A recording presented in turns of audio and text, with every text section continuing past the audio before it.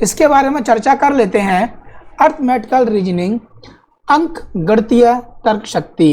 यानी कि बचपन में हम लोगों ने गांव में अपने आसपास कुछ पहेलियां सुनी हैं, दादी नानी सुनाया करती थी पहेलियां, कहानियां। तो उन पहेलियों में एक लॉजिक हुआ करता था। आज भी आपको उसी लॉजिक का प्रयोग करना है। क्लियर? बस उसमें थोड़ा सा बेसिक आपको अंकगणित चाहिए, नंबर्स के बारे में जानकारी होनी चाहिए, जैसे कि जोड़ना, घटाना, गुणा, भाग। ठीक है जी। अगर हम आपसे एक क्वेश्चन दें, आपसे कहें कि एक तालाब है, तालाब, ठीक है जी, और इस तालाब के अंदर ना प्रतिदिन फूलों की संख्या 2 गुनी हो जाती है। फूलों की संख्या कितनी हो जाती है भाई? 2 गुनी हो जाती है प्रतिदिन। और आपसे पूछा जाए कि यदि ये तालाब है, ये 30 दिन में कंप्लीट भर जाता है, तो आधा तालाब कितने दिन में भरा जाएगा? ये क्वेश्चन है भाई। बताइए, 30 दिन में तालाब पूरा भर जाता है तो आधा तालाब कितने दिन में भरा जाएगा? आप में से अधिकतर लोग, सर आसान है ये तो। क्यों? क्योंकि 30 दिन है तो आधा तालाब भरा जाएगा 15 दिन में, है ना? लेकिन नहीं, यही है भाई रीजनिंग। आपने इस लाइन को इग्नोर कर दिया। अगर ये लाइन दी जा रही है, आपको इस पर ध्यान देना है। उसने कहा है प्रतिदिन कितना हो रहा है भाई? 2 गुना हो रहा है। यानी कि जब तालाब भरा होगा भाई, कितना कंप्लीट को हम कितना मानते हैं? 1। एक भरा होगा भाई, तब उसे लगे 30 दिन। यानी कि 2 तालाब भरने में, डबल करने में कितना दिन लगता है? 1 दिन। तो 31 दिन में 2 तालाब, ठीक है। और उसका डबल करेंगे तो 4, कितना है भाई? 32। 32 दिन में 4 तालाब भर जाएंगे कि नहीं? पहले आप इस बात को समझिए। प्रतिदिन 2 गुना हो रहा है भाई, तो 30 दिन में 1 तालाब भर गया। तो अगर हम तालाब बढ़ाते जाएं तो 2 तालाब 31 में, फिर इसका डबल हो जाएगा 4। तो जब आप ऊपर की तरफ बढ़ते जा रहे हो 2 गुने, अगर आप उसके नीचे आओगे तो इसका भाई नीचे आने पर कितना होगा? यहाँ आधा, है ना? तभी तो ये इसका 2 गुना हुआ है, डबल। वो कह रहा है प्रतिदिन, तो यानी कि यहाँ कितने दिन होने चाहिए? आप लोग खुद सोचिए जरा। 29, यहाँ होगा 29 अकॉर्डिंग टू क्वेश्चन। 29 दिन में आधा तालाब भरा गया होगा। अब आपको पता है कि जैसे ही आधा तालाब भरा गया होगा, उसने क्या किया भाई? अगले दिन फूलों की संख्या डबल कर दी, तो तालाब पूरा भर गया भाई, है ना? और अगर आपसे पूछा जाए चौथाई, 1/4, तो यानी कि आप देख सकते हो ये इसका भी आधा है, यानी कि इससे जस्ट पहले 28 डेज, 28 दिन में तालाब चौथाई होगा भाई, 1/4 होगा। और 29 डेज में हाफ हो जाएगा, नेक्स्ट डे में 1, और नेक्स्ट डे में डबल, फिर डबल। ये देखिए, एक आदमी के पास कुछ गाय तथा मुर्गी हैं। यदि जानवरों के कुल पैर 140 हैं तथा उनके सिरों की संख्या 48 है, तो मुर्गियों की संख्या क्या होगी? ये सवाल अधिकतर आपने देखा होगा। ऐसा कोई एग्जाम नहीं है जिसमें ये क्वेश्चन नहीं आता हो। मुर्गियों, गाय, यानी कि यहाँ 2 प्रकार के लोग लिए जाते हैं। एक तो वो जिनके 2 पैर हैं, और एक वो जिनके 4 पैर हैं। क्लियर? तो ऐसे सवालों कैसे करते हैं जरा देख लेते हैं भाई। सबसे पहले हम लोग यहाँ लिख लेते हैं भाई पैरों की संख्या में दी जा रही है 140, और यहाँ लिख देते हैं सिरों की संख्या आपको दी जा रही है 48। यहाँ तो कोई डाउट नहीं। चलिए तो अब लिखते हैं भाई। सबसे पहले हमने लिखा सिर। अगर आपके पास सिरों की संख्या कितनी है समझना भाई। हम आपको यहाँ पर कोई भी ऐसा मेथड नहीं बताने वाले जो कि XY मानकर हो या कुछ ऐसा हो जो सिर दर्द करने लगे। आप 1 सेकंड के अंदर इस सवाल को सॉल्व कर सकते हो, बस आपको प्रैक्टिस की ज़रूरत है। 2 सवाल करने के बाद आप खुद कहोगे सर ये तो विदाउट पेन हो रहा है, इसमें पेन की ज़रूरत भी नहीं है। क्लियर? और लॉजिक के साथ में ध्यान रखना, मैथ पढ़ रहे हो तो लॉजिक के साथ में पढ़ना है।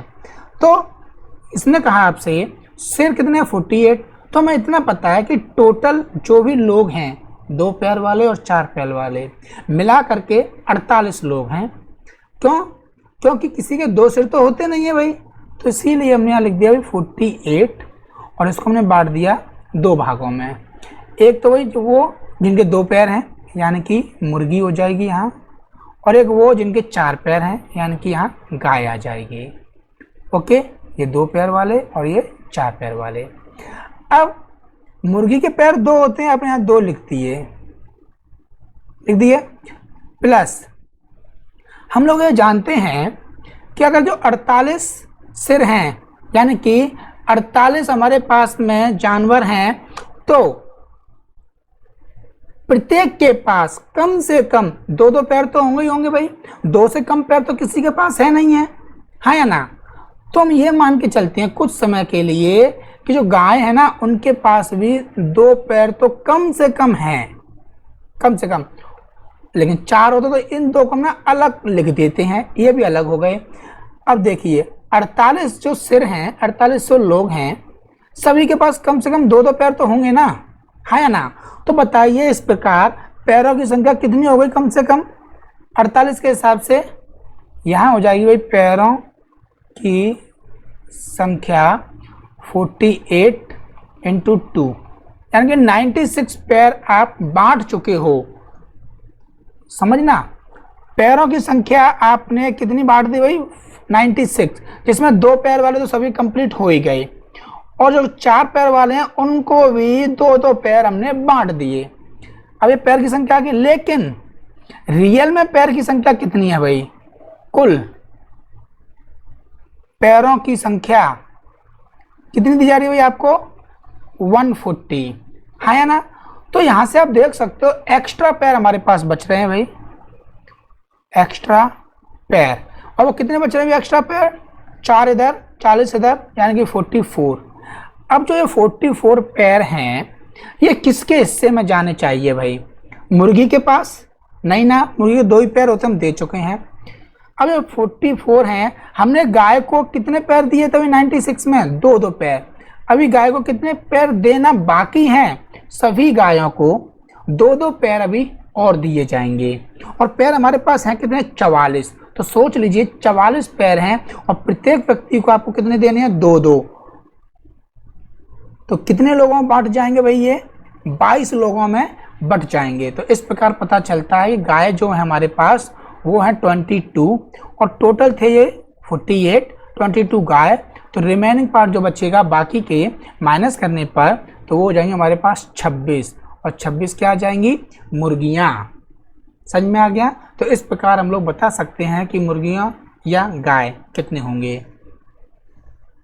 अगर हम आपको एक क्वेश्चन और देते हैं कि मान लेते हैं हमारे पास में जो सिर हैं, सिरों की संख्या हमारे पास 40, ठीक है, और जो हमारे पास में पैर हैं वो हैं 130। ये एक हमारे पास में एग्जाम्पल है। अब आपको बताना है, तो देखिए शॉर्टकट क्या है। हमारे पास पैर कितने हैं? 40 हैं, हाँ या ना। तो अगर 40 पैर हैं, सभी के पास कम से कम 2-2 पैर तो होंगे ही होंगे, तो 80 पैर तो हमने ये बांट दिए। लेकिन हमारे पास हैं कितने? 130। तो एक्स्ट्रा पैर हमारे पास कितने बाकी बच रहे हैं भाई? 50। तो ये जो पैर हैं ये किसके बच रहे हैं भाई? गाय को जो है 2-2 पैर बांटने का, आप 2-2 पैर बांटोगे तो कितनी गायों में बढ़ जाएंगे? 25। यानी कि 4 पैर वाले जानवर आपको तुरंत पता चल जाएंगे पहली बार में ही। 25 हो गए, और सिर थे कितने? 40। यानी कि 2 पैर वाले हमारे पास कितने बाकी बचे? अगर हम 40 में से 25 को माइनस करते हैं तो 15। तो 2 पैर वाले 15 हैं, 15, एंड 4 पैर वाले जो हमारे पास हैं वो हैं 25, 25। तो उम्मीद है समझ में आ गया होगा भाई। ये आप इस प्रकार धीरे धीरे आपकी स्पीड बनती जाएगी। पैर आपको दिए जा रहे हैं, सिर दिए जा रहे हैं।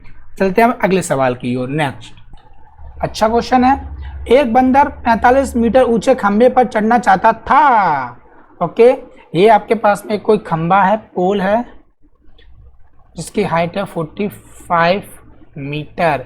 ध्यान रखना 2020 का पेपर उठा के देख लो, यूपीएससी का ऐसा ही क्वेश्चन आया हुआ है। ठीक है भाई, चढ़ना चाहता था, वह पहले मिनट में 5 मीटर चढ़ता है। ऐसे में क्या होगा भाई? एक बार तो चढ़ेगा, पहले मिनट कितना चढ़ रहा है भाई? 5 मीटर चढ़ गया। तथा अगले मिनट में, ये ध्यान रखना, अगले मिनट कह रहा है मतलब 1 मिनट उसको और लग रहा है, अगले मिनट में 3 मीटर नीचे फिसल जाता है, नीचे फिसल गया। तो आप देख सकते हो यहाँ से 2 मिनट में टोटल 2 मीटर ही चढ़ पाया है या ना। और इसी प्रकार वह दोहराता है, तो बताइए खंबे के शीर्ष तक पहुंचने में कितना समय लगेगा। तो ऐसे सवालों में ध्यान रखिए, जब भी बंदर चढ़ेगा और फिसलेगा, चढ़ेगा और फिसलेगा, तो जो इसमें फर्स्ट वाला होता है ना, पहले बार वो कितनी जंप लेता है, 5 मीटर चढ़ता है। तो इस दूरी को आपको बचा के रखना है, इसमें से यहाँ पर 5 मीटर, इसको आप छोड़ दीजिए अभी। और जो बाकी बचा है ना हमारे पास कितना, 40 मीटर, इसको हम 40 मीटर को सॉल्व कर लेंगे इस वाले तरीके से। 2 मिनट में 2 मीटर, तो 40 मीटर चढ़ने में लगना चाहिए कितना, 40 मिनट का समय। यहाँ तक हो गया। हम लोग गलती क्या करते हैं, डायरेक्ट ले आते हैं 45 मीटर, तो 45 मिनट आंसर आ जाता है, जो कि रॉन्ग है। तो अब यहाँ पर ये हो गया। अब क्या करेंगे, अभी हम लोग यहाँ आ चुके हैं। अब उसने क्या कहा, 1 मिनट में कितना चढ़ता है, 5 मीटर। तो देखो जैसे बंदा जंप लगाएगा बंदर, तो सीधे कहाँ पहुंचेगा, शीर्ष पर। उसने यही पूछा है कि शीर्ष पर पहुंचने में कितना लगेगा, तो यहाँ से 1 मिनट लग रही है। अब वो शीर्ष को उसने टच कर लिया, अब बाद में चाहे फिसले या वहां पर बैठ जाए, तो हमने उसका ठेका थोड़ी नहीं ले रखा है कि वो फिसल रहा है तो अब फिर से ऊपर चढ़ाइए भाई, शीर्ष तक पहुंचाना था तो अगली 1 मिनट। तो इसीलिए ये 5 मीटर आप बचा के रखोगे, 5 मीटर नहीं, जो भी फर्स्ट वाला होगा आप हमेशा बचा कर रखोगे। 41 मिनट में 45 मीटर चढ़ जाएगा। This is answer. क्लियर। आगे भी आपको एक क्वेश्चन ऐसा हम देने वाले हैं बेहतरीन, तो इसमें ध्यान रखिए, फिसलने वाले को छोड़कर जो चढ़ रहा है ना उसको आप बचा के रखना है, एक बार का, लास्ट टाइम का, बाकी को सॉल्व कर देना है, तो उसके बेस पर आपका आंसर आ जाएगा। नेक्स्ट देखिए, ये सवाल है भाई, एक कटरिये के पास 30 भेड़ें थी, 18 को छोड़कर सभी मर गई, तो बताइए अब उसके पास कुल जीवित भेड़ें कितनी बची। कितनी आसान है, माइनस 18 कर दीजिए, 12 बचे, आपके पास ये आंसर हो गया, हाँ या ना। बस अगले सवाल क्यों चलते हैं। लेकिन क्या आप लोग जानते हो कि जो ये आंसर आया है, ये आंसर हमारे पास रॉन्ग है, गलत है। क्यों। इस जगह पर यूपीएससी ने हम लोगों के दिमाग के साथ खेल दिया। ये जितना छोटा सवाल है ना उतना ही डेंजर है। क्यों। क्योंकि जब कुछ आसान होती है ना, हम उसमें क्या होते हैं, अपने आप को कॉन्फिडेंट कर लेते हैं कि ये तो बहुत आसान है भाई, 30 भेड़ें थी, 18 को छोड़कर सब मर गए, तो बताइए कुल जीवित भेड़ें कितनी बची। बस माइनस कर दिया। लेकिन सवाल पर शब्दों पर ध्यान देना है। जो यूपीएससी होता है ना, वो आपको शब्दों के खेल में फंसाती है। ध्यान दीजिए, यहाँ से 18 को छोड़कर सभी मर गई, यानी कि 18 तो बच गई ना, बाकी सब मर गई हैं, तो हमारे पास बची कितनी है, हमारे पास जीवित भेड़ें कितनी हैं, 18 हैं हमारे पास जीवित भेड़ें, बाकी की मर गई हैं, तो हम माइनस नहीं करना है, हाँ या ना। 99% स्टूडेंट इसको गलत करते हैं क्वेश्चन को। हम प्रत्येक बार अपनी क्लास में पूछते हैं ये क्वेश्चन बच्चों से, और अधिकतम बच्चे जिन्होंने ये क्वेश्चन पहले कभी नहीं सुन रखा है, सभी का आंसर गलत ही आता है। कभी कभार कोई 1-2 बच्चे ऐसे निकल आते हैं जिनका आंसर सही हो जाता है। हो सकता है उन्होंने कभी एक सवाल सुना हो। आप भी इस सवाल को ना कहीं लिख लीजिए, और आप अपने किसी भी दोस्त से पूछ के देखना इसी तरीके से कि एक व्यक्ति के पास 30 भेड़ें थी, 18 को छोड़कर सभी मर गई, तो बताइए कि अब उसके पास कुल जीवित भेड़ें कितनी बाकी बची हैं। तो बाकी बची हैं तो माइंड क्या करेगा, सीधे -12। क्लियर। चलिए स्टार्ट करते हैं नेक्स्ट अगले क्वेश्चन की ओर। लेकिन ये क्वेश्चन स्पेशल है भाई, ये सवाल बेहतरीन है भाई, 19 में ही आया हुआ है। मान लीजिए आपके पास 3 मूल्य वर्गों 1 रुपये, 10 रुपये और 50 पैसे की रुपया मुद्रा पर्याप्त मात्रा में है, और आपका एक के ना अनलिमिटेड सिक्के हैं, जितने जरूरत पड़े उतने आप ले सकते हो, और 10-10 के भी अनलिमिटेड हैं और 50-50 के भी, आपको उसकी कमी नहीं पड़ेगी। अब आपको 107 रुपये का बिजली का बिल भुगतान करना है, तो कितने तरीके से आप भुगतान कर सकते हो, ये सवाल बनता है भाई। तो इसके लिए कोई तरीका नहीं मिल रहा, कोई नज़र नहीं आ रहा, तो क्या कीजिए, आप शुरू हो जाइए। आपने कहा अच्छा जी 50-50 के नोट हैं आपके पास, 10-10 के भी नोट हैं और 1-1 रुपए के नोट हैं, आपको टोटल लेना है 107 रुपये। तो आपने क्या सोचा, पहला तरीका तो ये है सर कि हम 10-10 के ना 10 नोट ले लेते हैं, कितने हो जाएंगे 100, और 1-1 के ना 7 नोट ले लेते हैं, तो हो गए 107 रुपये की नहीं? हाँ जी सर हो गए। दूसरी बार में क्या किया आपने, इसके तो आपने कर दिए 9 नोट और यहाँ आपने कर दिए 17 रुपये 1-1 के, ये भी हो जाएगा। तीसरी बार में आपने क्या किया, 8 नोट, यहाँ कर दिया आपने 27। नेक्स्ट आगे क्या हो जाएगा भाई 7, यहाँ 37, यानी कि इसी क्रम में बढ़ते जाएंगे और आप इसे आगे बढ़ाते जाओगे तो ये भी आगे बढ़ते बढ़ते एक टाइम ऐसा आएगा कि यहाँ पर रह जाएगा सब 1 नोट और यहाँ पर हो जाएंगे टोटल 97, हाँ या ना? तो अभी 1 नोट हो, हाँ 10 से शुरू किया था भाई, 10 9 8 7, तो यहाँ टोटल 10 तरीके हो गए, आप बिजली के बिल जमा कर सकते हो, हाँ या ना? अब अगले 11वीं बार में क्या होगा भाई, हमारे पास हमने ना 10-10 का एक भी नोट नहीं लिया, 50 का एक भी नोट लिया, सब के सब 107 रुपये इसी के द्वारा जमा कर दिए। तो ये आपके पास कितने तरीके बन गए, अब 11 तरीके आपके पास यहाँ तक हो चुके हैं। Got it? अब हम लोगों ने 1 रुपये और 10 रुपये से जितनी हमारे पास पॉसिबिलिटी थी बना लिए भाई, 11 तरीके हो गए। अब हम लोग इंक्लूड करने जा रहे हैं 50 के नोट को।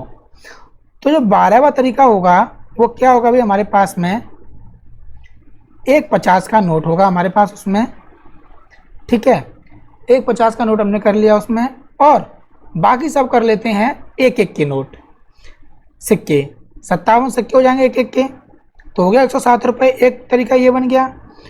और 13वां तरीका क्या होगा, एक तो 50 का नोट है ही, 10-10 के यहाँ से ना एक नोट कर लिया तो यहाँ रह जाएंगे अब 47, 13 हो गया। 14 में क्या हो जाएगा भाई, एक 50 का नोट है, यहाँ से 2 कर लिए हमने, यहाँ कितने हो जाएंगे भाई अब 37।